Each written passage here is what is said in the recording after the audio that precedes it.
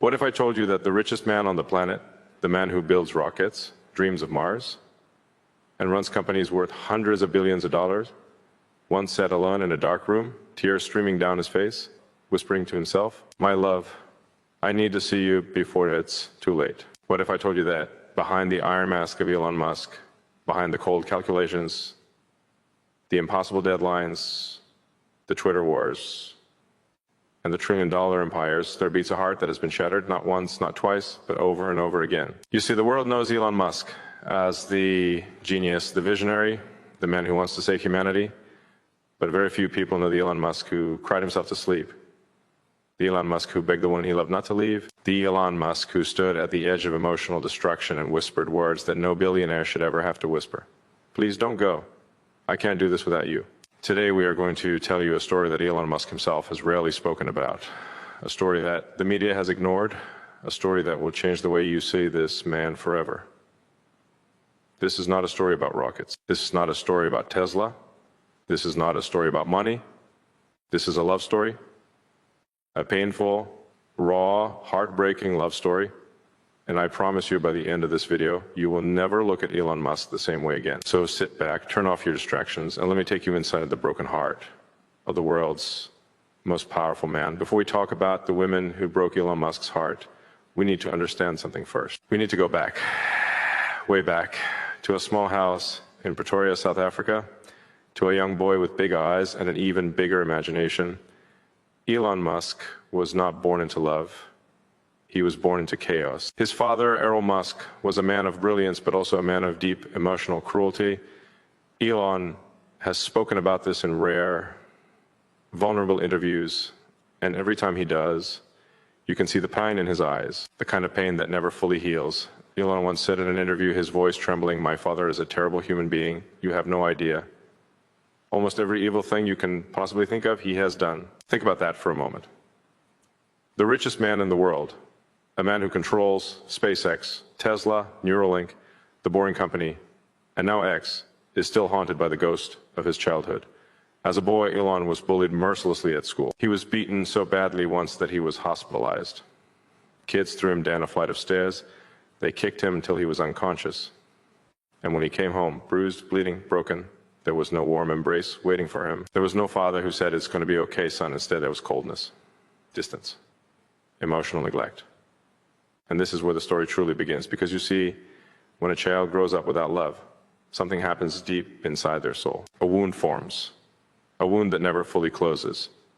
And that child spends the rest of their life, no matter how successful they become, no matter how many billions they accumulate, searching for the one thing they never had: love, real, unconditional, soul-shaking love. Elon Musk didn't just want to go to Mars. He didn't just want to build electric cars. Deep down, beneath all the ambition and all the genius, Elon Musk wanted something far simpler. He wanted someone to hold him and say, "You are enough." And that desperate, aching need for love, that invisible wound from his childhood, would go into shape every single relationship he ever had, every marriage, every heartbreak, every tear. Remember this as we move forward, because everything that happens next, every painful chapter of this love story, traces back to that lonely little boy in Pretoria who just wanted to be loved. Now let's fast forward. Elon Musk is no longer that bruised little boy. He's a young man at Queen's University in Ontario, Canada. He's brilliant. He's ambitious. He's awkward. He's intense. And then he sees her, Justine Wilson. She was everything Elon wasn't. She was artistic. She was a writer. She was beautiful in a way that made the world slow down. And from the very first moment Elon laid eyes on her, he knew, with the same certainty that he knew rockets could land themselves, that she was the one. But here's the thing about Elon Musk. He doesn't do anything halfway. When he wants something, he pursues it with an intensity that borders on obsession. And he pursued Justine with everything he had. He called her. He showed up at her door. He invited her for ice cream. And when she stood him up, he went alone and waited. He waited for a woman who didn't come. And then he called her again the next day. Most people would have given up. But Elon Musk doesn't give up. Not on rockets, not on electric cars, and certainly not on love. Eventually, Justine fell for him. How could she not? There was something magnetic about this strange, intense, Brilliant man who looked at her like she was the only star in his universe. They got married in January 2000. It was supposed to be the beginning of a fairy tale. But fairy tales, they have a dark side, don't they? What happened next is something Elon has rarely talked about publicly. And when he has, you can see it. The way his jaw tightens, the way his eyes go distant, the way his voice drops to barely a whisper. Elon and Justine had their first son. They named him Nevada Alexander Musk, a beautiful baby boy, their firstborn, the physical manifestation of their love. And then, at just 10 weeks old, Nevada stopped breathing. Sudden infant death syndrome. Their baby was gone. I want you to pause here. I want you to truly feel the weight of what I just said. The richest man in the world, the man the internet mocks, the man people either worship or despise, once held his dying baby in his arms and could do absolutely nothing to save him. All the money in the world, all the genius, all the technology, and he couldn't save his own son. Justine later wrote about this period, and her words are haunting. Elon made it clear that he did not want to talk about Nevada's death. He said that dwelling on it would not bring him back. But here's what people don't understand. Just because Elon didn't talk about it doesn't mean he didn't feel it. Elon Musk processes pain differently. He buries it. He buries it under work, under ambition, under the next impossible goal. He builds walls so high that even the people closest to him can't see the devastation inside. And that right there is what destroyed his marriage to Justine. She needed him to grieve with her. She needed him to cry with her. She needed him to be human. But Elon was already building his armor. He was already retreating into the only world where he felt safe. The world of work, of logic, of problems that had solutions. Because a dead child, that's a problem with no solution. And for a man like Elon Musk, that's the most terrifying thing in the universe. The marriage began to crumble. Justine later described it in painful detail, how Elon became controlling, how the power dynamic shifted, how she felt like she was disappearing inside the shadow of his growing empire. She wrote, "I was a starter wife. I was the woman who helped him build everything, and then I was discarded." Those words cut deep. Whether you agree with Justine or sympathize with Elon, one thing is undeniable. Two people who once loved each other deeply were now drowning in pain, and neither one knew how to save the other. They divorced in 2008. And here's the cruel irony. 2008 was also the year that both Tesla and SpaceX were on the verge of complete failure. Elon was nearly bankrupt. His rockets were exploding. His cars weren't selling. In the span of a few months, Elon Musk lost his wife, almost lost his companies, and was staring into the abyss of total destruction, financial, emotional, and spiritual. He later said in an interview, his voice breaking, "I was coming home to an empty house. There was no one there, and I just didn't want to be alone." The richest man in the world, alone, broken, crying in an empty house. Remember, this is the man the internet trolls. This is the man people reduce to memes. But behind the memes, behind the tweets, behind the stock prices, there's a human being who has bled more than most of us will ever know. Now, here's where the story takes a turn that most people don't expect. Just 6 weeks after his divorce from Justine, Elon met someone new. And before you judge him, before you say, that's too fast, or he didn't grieve properly, understand something about Elon Musk. He cannot be alone. Not because he's weak, but because that little boy from Pretoria, that lonely, beaten, unloved child is still inside him. And that child is terrified of being alone, terrified of the silence, terrified of a world where no one is there to say, "I love you." Her name was Talulah Riley. She was British. She was an actress. She was elegant, intelligent, and had a warmth that cut through Elon's cold exterior like sunlight through storm clouds. And Elon fell hard. He fell the way only Elon Musk can fall, completely, desperately, all-consumingly. He proposed to her after just 10 days. 10 days, let that sink in.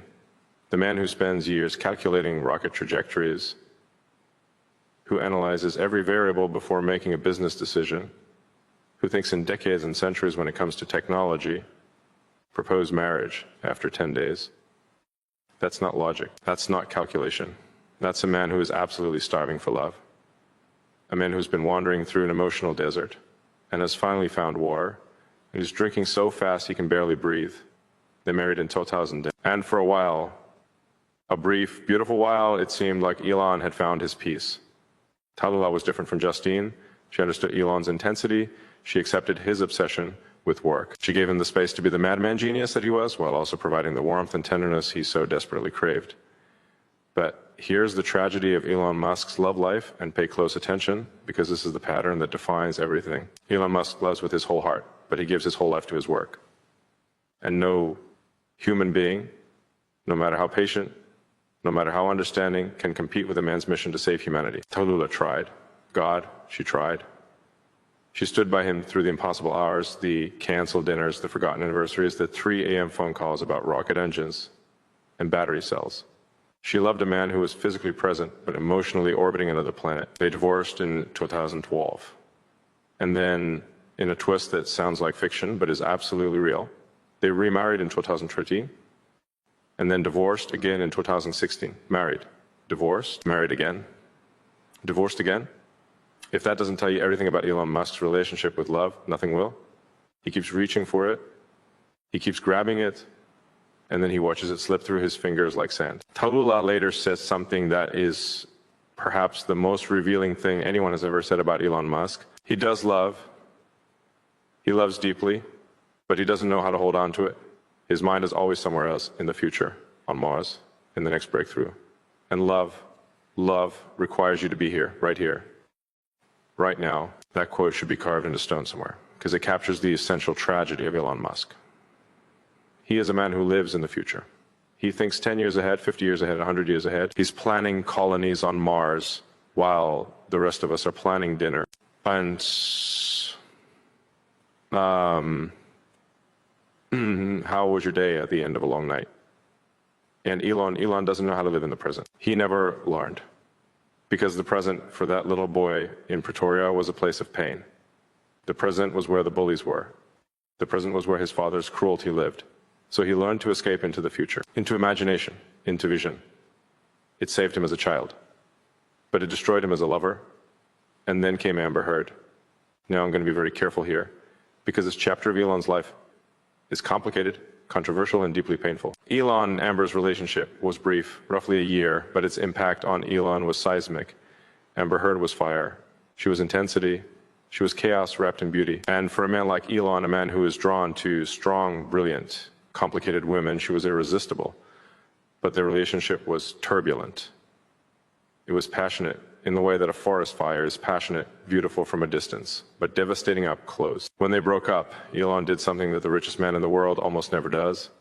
He spoke publicly about his pain in a rare, gut-wrenching interview with Rolling Stone.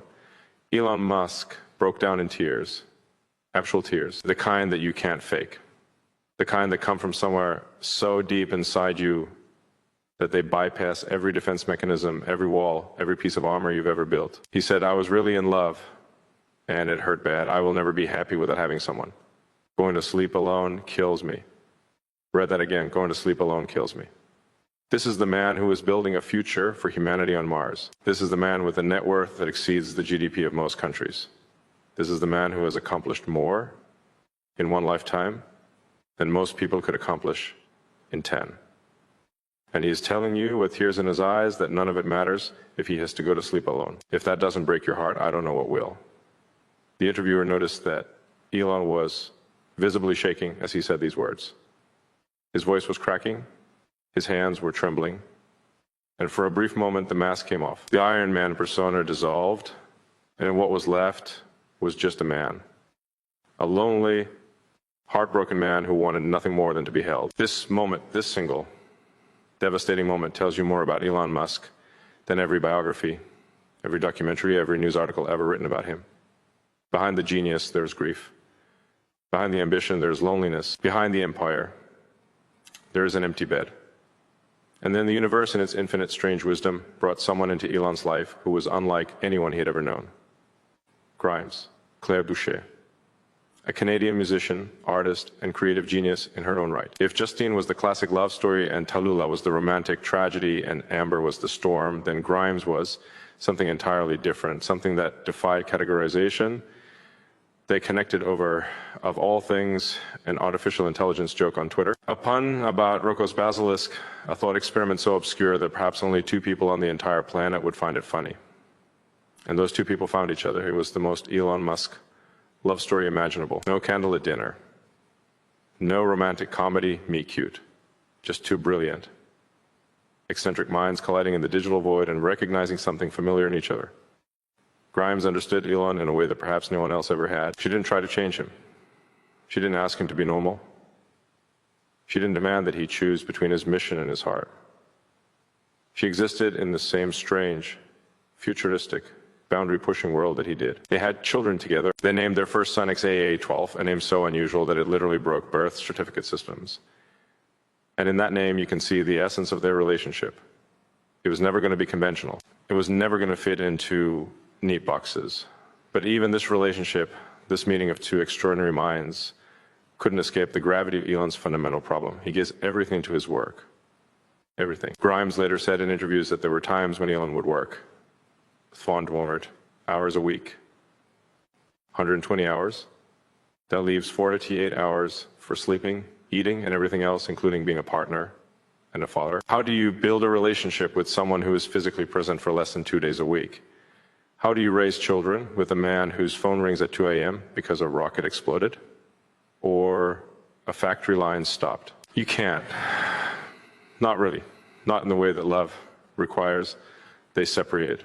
And in the aftermath, Grimes posted something on social media that was both beautiful and devastating. I love him. I always will, but you cannot hold the sun. You can only stand close enough to feel its warmth and hope you don't get burned. So here we are, at the end of a love story, or rather, a series of love stories that paint a portrait of one of the most complex, fascinating, and heartbreaking men alive. And now I want to tell you something that I believe with every fiber of my being, something that explains everything we've just discussed. Elon Musk is not incapable of love, he is incapable of stillness. There is a difference. A massive, crucial difference. He loves deeply, he loves passionately. Everyone who has been with him, Justine, Talulah, Amber, Grimes, has said the same thing. When Elon Musk loves you, you feel like the center of the universe. His attention, his intensity, his brilliance, it all focuses on you like a laser beam, and it is intoxicating, but it doesn't last. Because Elon's mind is a machine that never stops running. It's always computing, always sewing, always reaching for the next impossible thing. And love, real, sustainable, lasting love, requires you to stop, to be still, to sit in silence with another person, and simply be. Elon doesn't know how to simply be. And honestly, can we blame him? This is a man who genuinely believes that he is in a race against time to save humanity. He believes that if we don't become a multi-planetary species, we face extinction. He believes that artificial intelligence could destroy us if we don't get it right. He believes that climate change will devastate our planet if we don't transition to sustainable energy. These are not small concerns, these are existential threats. And Elon Musk has taken it upon himself, rightly or wrongly, to address all of them simultaneously. How do you tell a man who is trying to save the world that he needs to come home for dinner? How do you tell a man who's building the future that he needs to be present in the present? How do you tell a man who carries the weight of humanity on his shoulders that he also needs to carry the weight of a relationship? You can't. And that is the tragedy. Elon Musk may go down in history as one of the greatest minds who ever lived. He may be remembered alongside Da Vinci, Einstein, and Newton. He may be the man who put humans on Mars. He may be the man who saved the planet. But he may also be the man who never found lasting love, the man who changed the world but couldn't change himself, the man who conquered space but couldn't conquer his own loneliness. And there is something profoundly, achingly sad about that. So the next time you see Elon Musk on your screen, tweeting something controversial, announcing some new impossible project, or standing on the stage with that awkward smile of his, I want you to remember something. Remember the little boy in Pretoria who just wanted his father to say, "I'm proud of you." Remember the young husband who held his dying baby and couldn't save him. Remember the man who sat in a Rolling Stone interview and cried because he didn't want to sleep alone. Remember the whispered words that echo through every chapter of his life. "My love, I need to see you before it's too late." Because Elon Musk is not just a billionaire. He's not just a CEO. He's not just a meme or a headline or a stock price. He is a human being, a deeply flawed, deeply brilliant, deeply lonely human being who has spent his entire life searching for two things: a way to save the world and someone to come home to. He may achieve the first, but the second, that remains the one problem that even the greatest mind of our generation cannot seem to solve. And maybe, just maybe, that's the most human thing about him. Because at the end of the day, no matter how much money you have, no matter how many rockets you build, no matter how many companies you run.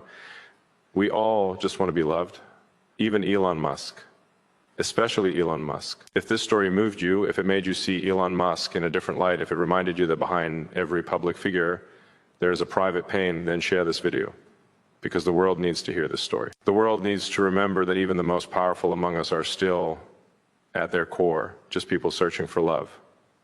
And if you're watching this alone tonight, know that you're not the only one. Even the richest man on the planet knows exactly how that feels.